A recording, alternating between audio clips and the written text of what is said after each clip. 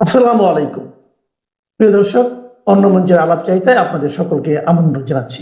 প্রিয় বন্ধুরা, প্রীতি সালাম এবং শুভেচ্ছা নেবেন। ডক্টর ইউনূস মনে হয় যে চাইছে যে ম্যাডাম বোধহয় মরে যাক বা এখনই মরে যাবে। এদিকে গতকাল মানে বাংলাদেশের ইতিহাসে এটা খুব রেয়ার ঘটনা যে একই দিনে ক্যাবিনেট মিটিং বা উপদেষ্টা পরিষদের সভা, আবার ওই দিনেই একনেকের মিটিং। তো গতকাল দুটো মিটিংই হয়েছে, দুটো মিটিংয়েই ডক্টর ইউনূস বেশ দীর্ঘ বক্তব্য রেখেছেন এবং উপদেষ্টা পরিষদের মিটিংয়ে তিনি বলেছেন যে এখন আর অন্য কিছু ভাবনার সুযোগ নাই, এখন একটাই ভাবনা, ওনার সুস্থতা, ওনার সুস্থতা, ওনার সুস্থতা, তিনবার বলেছেন। তার মানে ডক্টর ইউনূসকে এখন এই খালেদা জিয়ার এই অসুস্থতার মুহূর্তে বেশ নির্ভার মনে হচ্ছে এবং অন্য কিছু ভাববার সুযোগ নাই। মানে কি, এই ডিসেম্বরে তো ফেব্রুয়ারি নির্বাচনের তফসিল ঘোষণা করার কথা। আমরা কি তাহলে অন্য কিছু ভাববার সুযোগ নাই বলে নির্বাচনী ভাবনা থেকে সরে যাব? এদিকে বিএনপির চাপের মুখে এবং অনেকটা বিএনপির সহানুভূতি অর্জনেরও একটা মানে এক ঢিলে দুই পাখি মারার মতো ব্যাপার। ডক্টর ইউনূস তার উপদেষ্টা পরিষদ হঠাৎ করে বেগম খালেদা জিয়াকে ভেরি ভেরি ইম্পর্টেন্ট পার্সনের স্ট্যাটাস দিয়ে তার জন্য এসএসএফ নিয়োগ করেছে। এই এসএসএফ কেন নিয়োগ করা হলো এটা নিয়েও অনেক আলোচনা সমালোচনা চলছে। ভিডিও ক্লিপে দেখলাম যে এবার কেয়ার হাসপাতালের সামনে ব্যারিকেড বসানো হচ্ছে, সম্ভবত ভিড় এড়ানোর জন্য, অথবা যদি কোনো কিছু ঘটে যায় তাহলে যাতে কর্মী নেতাদের একটা হ্রাস নিয়ন্ত্রণ করা যায়, এটাও হতে পারে। দুটো ইন্টারেস্টিং খবর দিই। একটা হলো যে যারা মনে করছেন বেগম খালেদা জিয়া বোধহয় মারা গেছেন, তাকে রাখা হয়েছে, অনেকে এটা নিয়ে কথা বলছেন এবং আমাকে অনেকে জিজ্ঞেস করছেন, তাদের অবগতির জন্য জানাচ্ছি যে গতকাল রাত থেকে বেগম খালেদা জিয়ার অবস্থার সামান্য উন্নতি হয়েছে। তিনি যে অক্সিজেন নিচ্ছিলেন 50%, সেটা কমে 35%-এ নেমেছে। যে ওষুধটা দিয়ে তার হার্টের ফাংশন কন্ট্রোল করা হচ্ছিল সে ওষুধের মাত্রা অনেক কমানো হয়েছে। এখন মূল চ্যালেঞ্জটা হয়েছে যে তার যে ইনফেকশনটা হয়েছে, যে ইনফেকশনের সাইড ইফেক্টসের কারণে আরও সমস্যা হচ্ছে, সেই ইনফেকশনটা জন্য তো ট্রিটমেন্ট চলছে, অ্যান্টিবায়োটিক দেওয়া হচ্ছে। এখন অ্যান্টিবায়োটিকটা আসলে কাজ করবে কিনা, যদি অ্যান্টিবায়োটিক কাজ করে তাহলে হয়তো তিনি সুস্থ হয়ে উঠতে পারেন, যদিও এখন কোনো কিছুই বলা যাচ্ছে না। বাট এটা একটা বিষয়। আরেকটা বিষয় হলো, আপনারা খেয়াল করেছেন যে ভারতের প্রধানমন্ত্রী নরেন্দ্র মোদী তার এক্স হ্যান্ডেলে টুইট করেছেন এবং তিনি খালেদা জিয়ার দ্রুত আরোগ্য কামনা করেছেন এবং তিনি আরও বলেছেন যে প্রয়োজন হলে ভারত তার সাধ্যমতো যে কোনো সহায়তা করতে রাজি। এই টুইটটা দেখে বিএনপি শিবিরে একেবারে আনন্দের বন্যা বয়ে গেছে। এটা আমার কাছে খুবই ইন্টারেস্টিং মনে হচ্ছে। যে দলটা উঠতে বসতে শুইতে ঘুমাইতে দাঁড়াইতে ভারতকে গালাগালি করে, যাদের রাজনীতিই হলো ভারত বিরোধিতা, সেই দল ভারতের প্রধানমন্ত্রীর এক্স হ্যান্ডেলের একটা টুইট দেখা মানে সারা দেশে আনন্দের বন্যা বয়ে গেছে। এবং সাতক্ষীরায় গতকাল মিছিল হয়েছে, তোমার ভাই আমার ভাই, মোদি ভাই মোদি ভাই। মানে এই কি ধরনের বন্ডামি! বাংলাদেশে আপনি যদি স্মুথলি সরকার চালাতে চান তাহলে আপনার সবচেয়ে বড় প্রতিবেশী ভারত, তার সাথে একটা সুসম্পর্ক রাখা জরুরি। কিন্তু আপনি একদিকে গোপনে তার অনুগ্রহ চাইবেন, তার সামান্য অনুগ্রহ পাওয়ার জন্য দিল্লি ছুটে যাবেন, তার পায়ের কাছে বসে থাকবেন, আবার তার বিরোধিতা করে আপনি রাজনীতিটা করবেন। এই ভণ্ডামিটা কিন্তু মানে জামাতেরও আছে, বিএনপিরও আছে। জামাত একদিকে এই ভারত আক্রমণ করবে, ফাটায় ফেলবে, আবার ভারতের একটু সামান্য অনুগ্রহ পাওয়ার জন্য এমন কিছু নাই যা তারা করতে রাজি না। তাহলে এই হলো আমাদের দেশের ভারত বিরোধী রাজনৈতিক দলের অবস্থান, তোমার ভাই আমার ভাই। অবৈধ ইউনূস সরকারের একের পর এক অবৈধ অর্ডিন্যান্সে যেভাবে রাষ্ট্রপতি চুপ্পু বিনা প্রশ্নে তার সই দিচ্ছেন, তাতে একটা প্রশ্ন স্বাভাবিকভাবে উঠছে যে রাষ্ট্রপতি চুপ্পু আসলে কার লোক? তিনিও কি ভেতরে ভেতরে সেনাপ্রধান ওয়াকার উজ্জামানের মতো ছদ্মবেশী জামাতি? নাকি বন্দি সম্রাট শাহজাহানের মতো নখদন্তহীন লাচার একজন মানুষ সম্রাট শাহজাহানকে বাধ্য হয়ে নিহত প্রিয়পুত্র দারা শিকর কাটা মুন্ডু দেখতে হয়েছিল? আর রাষ্ট্রপতি শাহাবুদ্দিন চুপ্পু জানতেন অপরাধ ট্রাইব্যুনাল প্রধানমন্ত্রী শেখ হাসিনাকে মৃত্যুদণ্ড দেবেই, তবু তিনি সেই অর্ডিন্যান্সে সই করেছিলেন। আমার কিছু দর্শক বলেছিলেন সই না করে তার উপায় ছিল না, স্বেচ্ছায় নয়, তিনি বাধ্য হয়েছিলেন অর্ডিন্যান্সে সই করতে, না করলে তার প্রাণ সংশয় হতে পারত। এই যুক্তি আমার কাছে খুব একটা গ্রহণযোগ্য মনে হয়নি, ছেদও মনে হয়েছিল। এই ছেদও মনে হওয়ার কারণ, রাষ্ট্রপতিকে মেরে ফেললে ইউনূস সরকারের কোনো লাভ নেই, বরং ক্ষতি। দেখুন, যারা ওই অপহরণ করে না, অপহরণ করে যাকে জিম্মি করে রেখে টাকার ডিমান্ড করে, মুক্তিপণ চায়, তাকে কাজ শেষ হওয়ার আগে কখনো মেরে ফেলে না, মারে কাজ শেষ হওয়ার শেষে। তো বাংলাদেশে ইউনূস সরকারের তো কাজ এখনো শেষ হয়নি, কিন্তু যদি জিম্মি না হয়ে চুপ্পু এই সরকারের স্বেচ্ছা অংশীদার হয়ে থাকেন, অর্ডিন্যান্স জারি যদি তিনি স্বেচ্ছায় করে থাকেন, এই সম্ভাবনা কিন্তু একেবারে উড়িয়ে দেওয়ার নয়।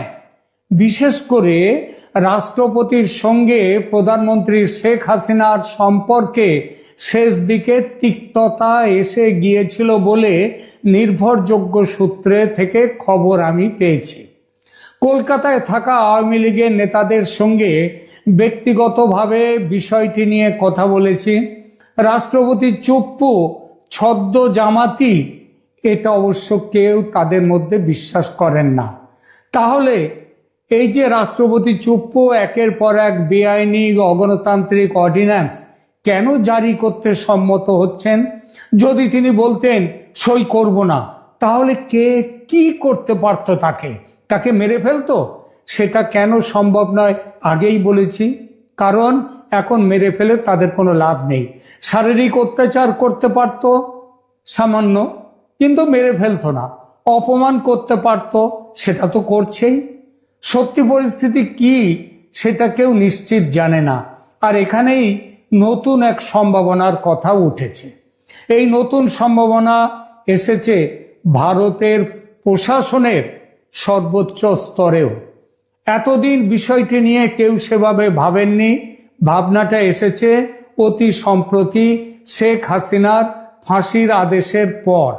এই সন্দেহের জন্ম হয়েছে যে রাষ্ট্রপতি শাহাবুদ্দিন চুপ্পু কি আদৌ বেশ কিছু অর্ডিন্যান্স, বিশেষ করে আন্তর্জাতিক অপরাধ ট্রাইব্যুনালের সংশোধনী অর্ডিন্যান্সে তিনি নিজে সই দিয়েছেন, নাকি তার সই জাল করে কিংবা তার সই ছাড়াই তার নামে জালিয়াতি করে এই অর্ডিন্যান্স গেজেটে প্রকাশিত হয়েছে। দেখুন, বাংলাদেশ সংবিধানের 93 অনুচ্ছেদ অনুযায়ী জাতীয় সংসদের অধিবেশন না থাকলে এবং জরুরি পরিস্থিতিতে রাষ্ট্রপতি অর্ডিন্যান্স জারি করতে পারেন, কিন্তু সেটা অধিবেশন না থাকলে, যখন সংসদই নেই, তখন রাষ্ট্রপতি কোনো অর্ডিন্যান্স জারি করার কোনো ক্ষমতা নেই। তবে অর্ডিন্যান্সে যখনই করুন না কেন, অর্ডিন্যান্সের নিয়ম হচ্ছে অর্ডিন্যান্সে রাষ্ট্রপতির স্বাক্ষর বা সরকারি সিল সেখানে থাকতেই হবে, এবং এটি মূলত কার্যনির্বাহী ক্ষমতার মানে প্রধানমন্ত্রীর বা প্রধান উপদেষ্টার ক্ষমতার অংশ হলেও এটির বৈধতা নির্ভর করে রাষ্ট্রপতির অনুমোদনের উপর। তাহলে এই জালিয়াতির প্রসঙ্গটা কিভাবে এলো? বিভিন্ন সূত্র থেকে রিপোর্ট এসেছে ভারত সরকারের কাছে যে বেশ কিছু অর্ডিন্যান্সে রাষ্ট্রপতির স্বাক্ষর ছিল না, বা সেগুলোর স্বাক্ষর জালিয়াতি করে যুক্ত করা হয়েছে, করে গেজেট প্রকাশিত হয়েছে। সন্দেহ হওয়ার আরো যুক্তিগ্রাহ্য কারণ রয়েছে।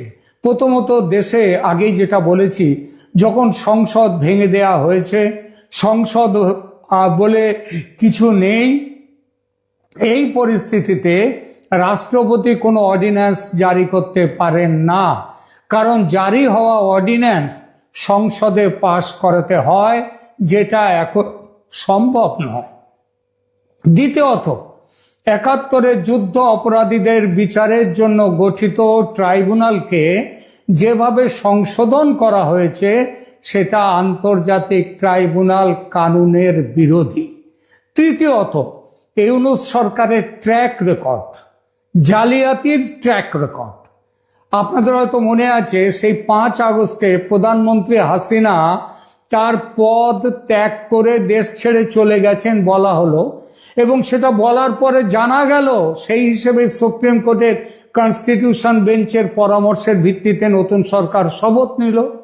পরে জানা গেল প্রধানমন্ত্রী শেখ হাসিনা পদত্যাগ করেননি এবং তিনি যা দেশ ছেড়ে চলে গেছেন কিন্তু পদত্যাগ করেননি। আরও জানা গেল সুপ্রিম কোর্টের পরামর্শ সেটা সুপ্রিম কোর্টের কনস্টিটিউশনাল বেঞ্চের কোনো বৈঠকই বসেনি, অর্থাৎ পরামর্শ বলে যেটাকে সুপ্রিম কোর্ট থেকে নিয়ে আসা হয়েছে সেটা আর এক জালিয়াতি। অর্থাৎ এই সরকারের তৈরি হয়েছে, ক্ষমতায় বসেছে জালিয়াতি করে। আর এই কারণেই প্রশ্ন উঠেছে, বাংলাদেশে অন্তর্বর্তী সরকারের জারি করা বিভিন্ন অর্ডিন্যান্সে রাষ্ট্রপতি সই করেননি বা তার সই জাল করা হয়েছে কি? এই সরকারের পিছনের শক্তি মানে জামাতি শক্তি, ওই আল কায়দা শক্তি, আইএসের শক্তি, এরা যেভাবে শেখ হাসিনা পদত্যাগ না করলেও তার পদত্যাগের মিথ্যা খবর প্রচার করে এবং সুপ্রিম কোর্টের জাল পরামর্শ যেভাবে জোগাড় করে সরকার শপথ নিয়েছিল, সেই একই পদ্ধতিতে জালিয়াতির মাধ্যমে ট্রাইব্যুনালের সংশোধনী অর্ডিন্যান্স জারি হয়ে থাকলে খুব কি অবাক হওয়ার মতো কথা? আদৌ অবাক হওয়ার মতো কথা নয়। নিঃসন্দেহে এই সম্ভাবনাটি গুরুতর ধরনের রাষ্ট্রীয় জালিয়াতি এটা, এবং সেটা হচ্ছে বাংলাদেশের বর্তমান যে রাজনৈতিক পরিস্থিতি এবং যারা এই রাজনীতির এখন ক্ষমতায় আছেন তাদের কাছে এটা খুবই স্বাভাবিক ব্যাপার। এই ব্যাপারে আজ এই মুহূর্তে কোনো প্রমাণ পাওয়া অসম্ভব, কারণ শান্তির নোবেলজয়ী ইউনূস আইন কানুনকে মেঘনা যমুনার জলে ভাসিয়ে তার রাজত্ব চালাচ্ছেন। প্রমাণ লোপাট, তবে ভবিষ্যতে এর প্রমাণ পাওয়া যাবেই, যদি না বড় প্রমাণটিকে অর্থাৎ রাষ্ট্রপতি শাহাবুদ্দিন চুপ্পুকে এই সরকার বিদায় নেয়ার আগে চিরকালের মতো চুপ যদি না করিয়ে দেয় তাহলে প্রমাণ এক সময় আসতে বাধ্য। নয়াদিল্লির নির্ভরযোগ্য সূত্র থেকে জানা যাচ্ছে শেখ হাসিনার পদত্যাগপত্র সুপ্রিম কোর্টের পরামর্শ জালিয়াতি করে এই সরকারের ক্ষমতা দখলের সঙ্গে এবার অর্ডিন্যান্স জালিয়াতির বিষয়টি যোগ করে বড়সড় একটি ডসিয়ার আমেরিকার হাতে তুলে দিয়েছে ভারত সরকার। আর এর পরিণামে নোবেলজয়ী ডক্টর মোহাম্মদ ইউনূসের এই ৮৬ না ৮৭ বছর বয়স, তার এই বয়সের যে প্রতিষ্ঠা তিনি অর্জন করেছেন পৃথিবীব্যাপী, সেই প্রতিষ্ঠা তাসের ঘরের মতো ভেঙে পড়তে বাধ্য। শুধু তাই নয়, বেঁচে থাকলে আগামী দিনগুলো তাকে যে ভয়ঙ্কর জালিয়াতির দায়েও অন্ধ কারাগারে কাটাতে হবে সেটাও নিশ্চিত। এজন্যেই বাংলায় একটা প্রবাদ আছে, অতিবার বেড়ো না, ঝড়ে ভেঙে পড়বে, কারণ ক্রাইম ডাজ নট পে, পাপ বাপকেও ছাড়ে না। ইউনূস এবং তার সঙ্গীরা কথাটা মনে রাখবেন। আজকে বাংলাদেশের প্রধান জাতীয় দৈনিক প্রথম আলো একটি সংবাদের শিরোনাম করেছে, যে শিরোনামটা হচ্ছে মাহফুজ সিদ্ধান্তহীন, আসিফের রাজনৈতিক ঠিকানা অনির্দিষ্ট। অর্থাৎ গত বছর 2024-এর জুলাই আগস্টে যে আন্দোলন হয়েছিল কোটা চাকুরিতে, কোটার দাবিতে যে আন্দোলন, তো পরবর্তীতে যেটি সরকার পতনের আন্দোলন রূপ নেয়, সেই আন্দোলনের প্রধান দুই মুখ আসিফ মাহমুদ সজীব ভুঁইয়া এবং মাহফুজ আলম এবং একই সাথে নাহিদ ইসলাম, এই তিনজন ছাত্র প্রতিনিধি হিসেবে সরকারে যোগ দিয়েছিলেন। নাহিদ ইসলাম আগেই গত ফেব্রুয়ারিতেই পদত্যাগ করে আলাদা তারা একটি রাজনৈতিক দল গঠন করেছেন, জাতীয় নাগরিক পার্টি, যে পার্টি এখন ইতিমধ্যে নির্বাচন কমিশনে নিবন্ধন পেয়েছে, প্রতীক পেয়েছে নানা জল্পনা কল্পনার পর। আবার এদিকে নির্বাচন ঘনিয়ে আসছে, ফেব্রুয়ারির প্রথমার্ধে জাতীয় সংসদ নির্বাচন হবে, এটা সরকারের তরফ থেকে বলা হচ্ছে, কিন্তু আমরা বিশ্বাস করি না যে নির্বাচন হবে। এখন প্রশ্ন হচ্ছে যে এই ছাত্র প্রতিনিধি যারা ছিলেন সরকারে, একজন চলে গেছেন আগেই, কিন্তু দুজন এখনো পর্যন্ত আছেন। দুজনের একজন অবশ্য মাহফুজ আলমকে আমরা বহু পরে চিনলাম, যে মাহফুজ আলম নামের একজন ওই জুলাই আগস্টের ওই সময়ের আন্দোলনে ছিলেন, যখন সরকারের অংশ হলেন। প্রথমে সিনিয়র সচিব পদমর্যাদায় প্রধান উপদেষ্টার কার্যালয়ে সংযুক্ত হয়েছিলেন, পরবর্তীতে উপদেষ্টা হলেন, তখন একটু একটু করে চিনলাম। এবং মাহফুজ আলমকে ডক্টর ইউনূস নিউ ইয়র্কের জাতিসংঘের অধিবেশনে গিয়ে এক ফাঁকে এক অনুষ্ঠানে, ক্লিন্টন ফাউন্ডেশনের অনুষ্ঠানে, যখন জুলাই আন্দোলনের মাস্টারমাইন্ড বলে পরিচয় করিয়ে দিলেন ক্লিন্টনকে, তখন আমরা তাকে আরো ভালোভাবে চিনলাম।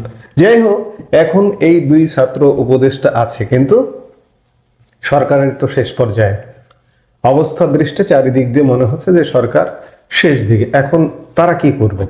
তারা কি নির্বাচন করবেন, নাকি নির্বাচন করবেন না, নাকি উপদেষ্টা পরিষদে থাকবেন? এইরকম একটি রিপোর্ট করেছে প্রথম আলো।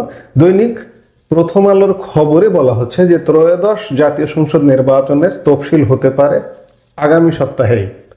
শিক্ষার্থী প্রতিনিধি হিসেবে অন্তর্বর্তী সরকারে থাকা দুই উপদেষ্টা মাহফুজ আলম ও আসিফ মাহমুদ সজীব ভুইয়া পদত্যাগ করে ভোটের লড়াই অংশ নেবেন, নাকি সরকারে থেকে যাবেন, এ নিয়ে রাজনৈতিক অঙ্গনে নানা আলোচনা চলছে।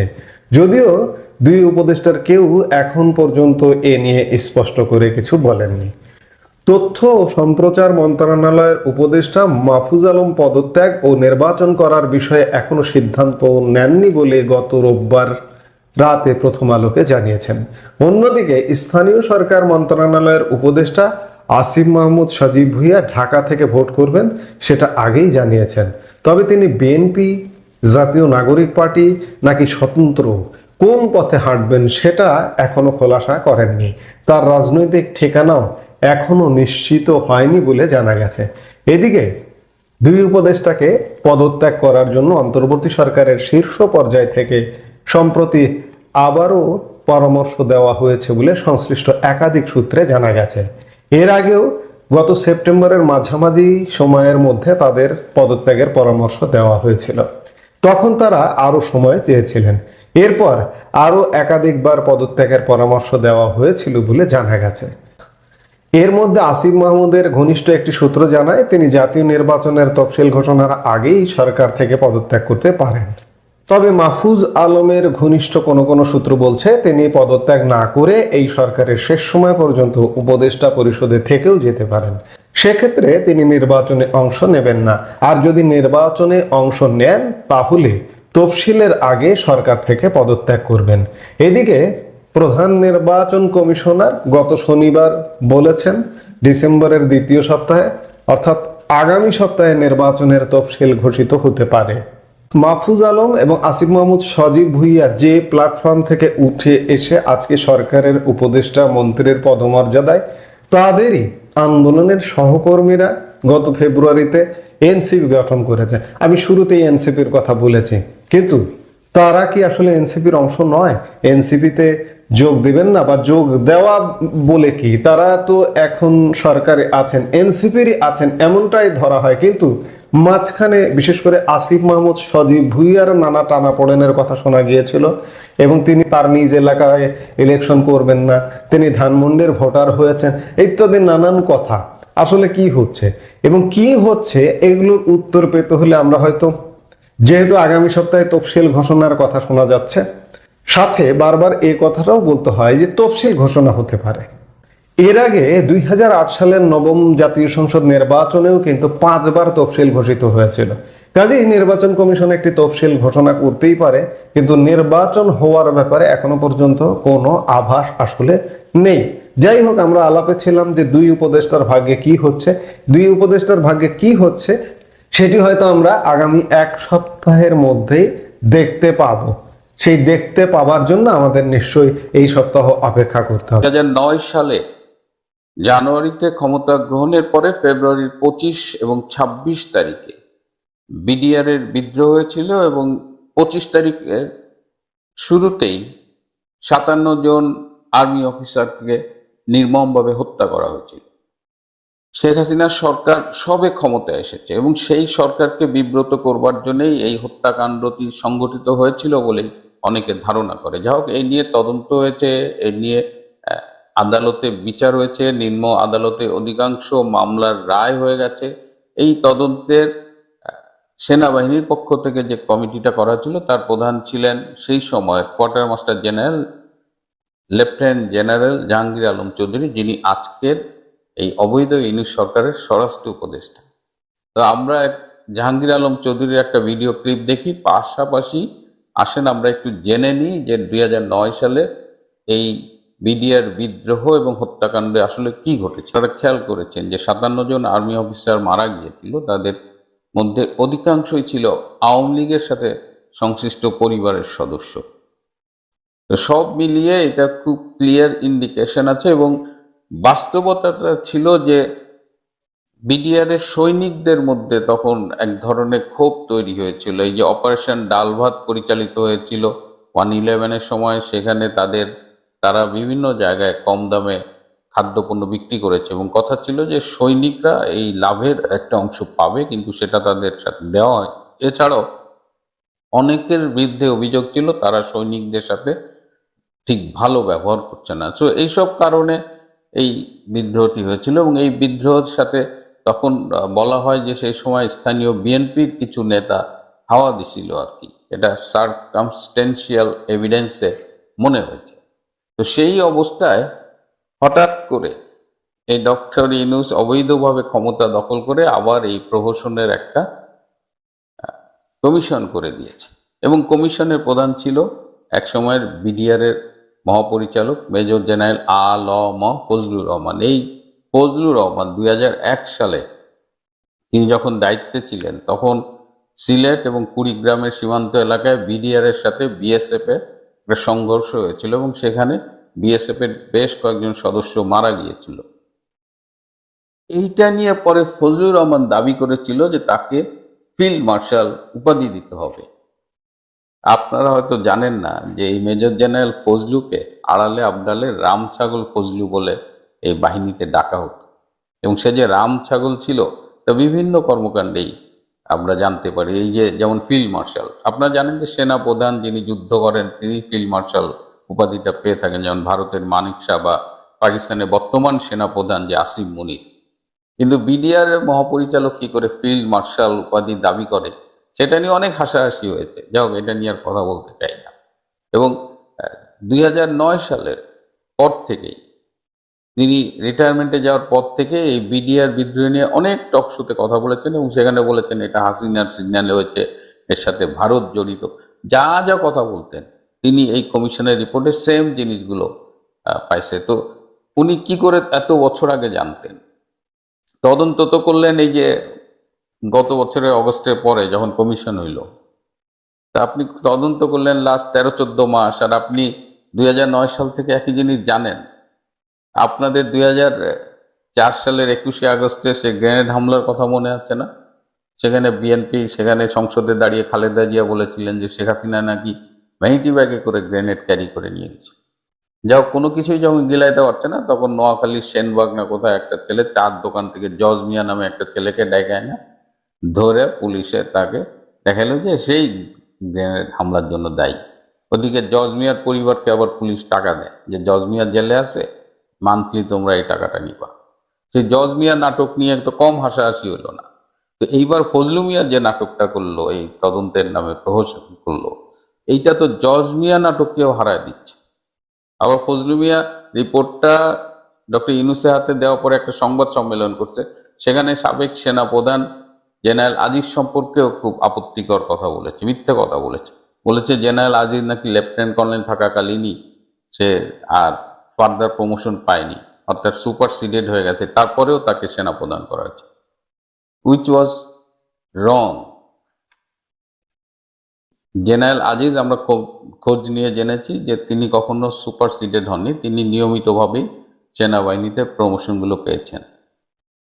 আবার তদন্ত করতে গেছে তিনি বিডিআর মিউটিনি, সেখানে আবার জেনারেল আজিজকে টেনে আনছেন। তাহলে আপনারা বুঝতে পারছেন। আবার ব্যারিস্টার ফজলে তাপস সে নাকি কোঅর্ডিনেট করছে। একটা মা বাপ মরা ছেলে, যারা আপনারা তাকে চেনেন, সে খুবই নরম স্বভাবের। এবং দেখেন এই যে যাওয়ার আগের দিন 4 আগস্ট না 3 আগস্ট সে যখন ঢাকা থেকে চলে যাচ্ছে, তখন সে একটা ইমিগ্রেশন অফিসারকে ম্যানেজ করতে পারেনি, সে প্রধানমন্ত্রীকে ফোন করছে। তো এরকম একটা মানুষ বিডিআর হত্যাকাণ্ড ঘটায় ফেলছে আর কি। মানে ফজলু যে রাম ছাগল তা প্রতি মুহূর্তে যেন প্রমাণ করতেছে। মানে ইউনূসের অসংখ্য প্রহসনমূলক কাজ, হাস্যকর কাজের সাথে নতুন করে যোগ হলো এই বিডিআর বিদ্রোহ হত্যা তদন্তের এই কমিশনের রিপোর্ট। আমার কাছে কি মনে হচ্ছে জানেন, মনে হচ্ছে যে শেখ হাসিনা মামলার যে রায় দিয়েছে না এই সরকারের সময়ে আদালত, আন্তর্জাতিক অপরাধ ট্রাইব্যুনাল, এই রায় এবং রায় পরবর্তী 1-2 সপ্তাহের যে রাজনৈতিক একটা জোশ সরকারের, এটাই শেষ। মানে এরপরে আর ফার্দার ডেভেলপমেন্ট বলতে কিছু নাই বলতে ভারতের দিক থেকে না, এটা বাংলাদেশের দিক থেকে। আমি সবসময় বলে এসেছি যে এই শেখ হাসিনা বিচার করতে চাওয়াটাই একটা গলদ আছে। বিষয়টা সত্যিকার অর্থেই শেখ হাসিনার একেবারে স্পেসিফিক কোনো অপরাধ খুঁজে বের করা এবং সেটার জন্য যথাযথ প্রক্রিয়ায় বিচার, এটা শুরু থেকেই সে যায়নি। সে গিয়েছে রাজনৈতিক দৃষ্টিকোণ থেকে এবং প্রতিহিংসার দৃষ্টিকোণ থেকে। যাক, আদালত একটা রায় দিয়েছে। এই রায়ের পরবর্তী স্টেপ কি? যে আসামি বা যাকে সাজা দেওয়া হয়েছে তাকে দেশে আনা। এই দেশে আনার জন্য বাংলাদেশ একটা চিঠি দিয়েছে। এই চিঠি সার, এই চিঠির পরে এই চিঠি কোথায় গেল, এটার উত্তর চিঠি যখন নাম এসছে তখনই মানুষ ধারণা করেছে, আমরাও বুঝতে পেরেছি যে এই চিঠি আলটিমেটলি এর আগের চিঠির মতোই কোথাও না কোথাও পড়ে থাকবে। ভারত খুব সাবধানী একটা জবাব দিয়েছে যে তারা এটা দেখছে, তারা পর্যবেক্ষণ করছে এবং বাংলাদেশের শান্তি, প্রগতি, হ্যানত্যান, নির্বাচন, বাংলাদেশের মানুষের ভালো চায়, সম্পর্ক ভালো চায়, এইসব কথাবার্তা বলছে। কিন্তু এইসবের আড়ালে আরো কিছু ঘটনা যে আছে এবং ভারত আনুষ্ঠানিকভাবে তার যে বলা যে আমি শেখ হাসিনাকে দিব না, এটা ভারত নিজে না বলে অন্যদেরকে দিয়ে বলাচ্ছে। ভারতের শক্তিশালী সংবাদ মাধ্যম আনন্দবাজারের সমস্ত সংবাদ আমরা পিক করি না, কিন্তু অনেক সেন্সিটিভ সংবাদ আছে। আজকেও আপনি যদি আনন্দবাজারের বিদেশ ক্যাটাগরিতে ঢুকবেন, বাংলাদেশ নিয়ে প্রচুর নিউজ দেখবেন। আমরা সংবাদপত্রে অনেক নিউজ বিশ্লেষণ করি, বাট আনন্দবাজারের এই নিউজটা তারা যে করেছে, এই নিউজে ভারত সরকার হোক বা ভারতের দিক থেকে বোঝানোর চেষ্টা হয়েছে। আমরা বাংলাদেশেও বিভিন্ন সোশ্যাল মিডিয়া ব্লগারদের ফটোকার্ড দেখছি এবং ভারতের ওই আনন্দবাজারের খবরটার সার বা জিস্ট যদি বলি, বলা হচ্ছে কোনো প্রত্যর্পণ চুক্তি ঘাতকের হাতে তুলে দিতে বলে না। কথাটার মিনিং কি?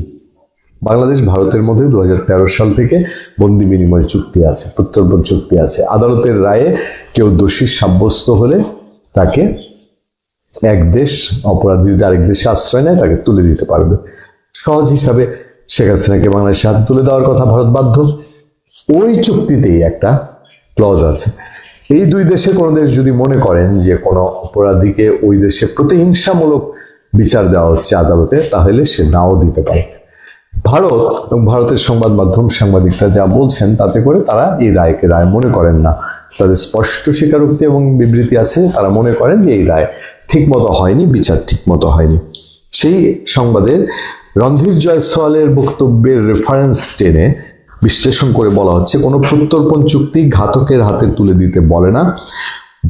পাশাপাশি একটা খুবই শক্ত বিষয় যেটা ভারতের সংবাদ মাধ্যম অভিযোগ করছে, ভারতের সাংবাদিকরা স্পেসিফিকলি বলছে, ব্যাপারটা খুবই বাংলাদেশের জন্য চিন্তার বিষয়। বাংলাদেশে মৌলবাদী শক্তির উত্থান ভারতের জন্য বিপজ্জনক। রণধীর জয়সওয়াল ভারতের পররাষ্ট্র দপ্তরের মুখপাত্র, তিনি, তার রেফারেন্স আছে। এখন কথা হলো বাংলাদেশের মৌলবাদীর উত্থান। এই বাংলাদেশের মৌলবাদীর উত্থান, মৌলবাদ বাংলাদেশে অনেক পুরনো সমস্যা, কিন্তু আওয়ামী লীগ সরকার বিদায়ের পর ডক্টর ইউনূসের নেতৃত্বাধীন যে সরকার এসছে, এই সরকারের সময়ে একটু চোখ কান খোলা রাখলেই বোঝা যায় যে দেশে আমি একে মৌলবাদী দিয়ে সংজ্ঞায়িত করব, আমি একে উগ্রবাদী দিয়ে সংজ্ঞায়িত করব, নাকি আপনারা যারা এই মৌলবাদী উগ্রবাদী আচরণকে আপনারা বলেন যে আমাদের ধর্মের প্রতি অ্যালার্জি? আমি দেখলাম যে জামাতের লোকজন খুব সহজেই কোনো কারণ ছাড়া যখনই যুক্তিতে পারছে না তখন বলে হ্যাঁ ইসলাম নিয়ে আপনাদের অ্যালার্জি, ইসলাম নিয়ে অ্যালার্জি।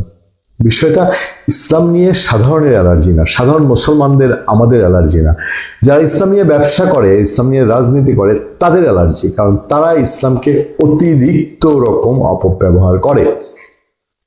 সেই জায়গা থেকে বাংলাদেশের ভেতরে এই ইসলামের, আমাদের ইসলাম ধর্মের আবয়ব দিয়ে, আবরণ দিয়ে, খোলস দিয়ে পাকিস্তানের সঙ্গে, যে দেশ পৃথিবীতে সবচেয়ে বড় সন্ত্রাসবাদী দেশ হিসেবে পরিচিত, সেই দেশের লোকজনের ব্যাপক দেধারছে আনাগোনা, লাগামহীন আনাগোনা, সেটাকে ভারতের দিক থেকে মিন করা হচ্ছে যে ভারতের জন্য সাংঘাতিক রকম হুমকি। এখন এটা যদি লাগাতার চলতে থাকে, এখন দেখতে দেখতে 1-1.5 বছর পার হয়েছে, যদি লাগাতার সামনে চলতে থাকে, ভারত কেন বাংলাদেশ সীমান্ত ঘেঁষে তাদের সেনা মোতায়েন, নতুন নতুন সেনা গেরিশন করে বাংলাদেশকে ভয়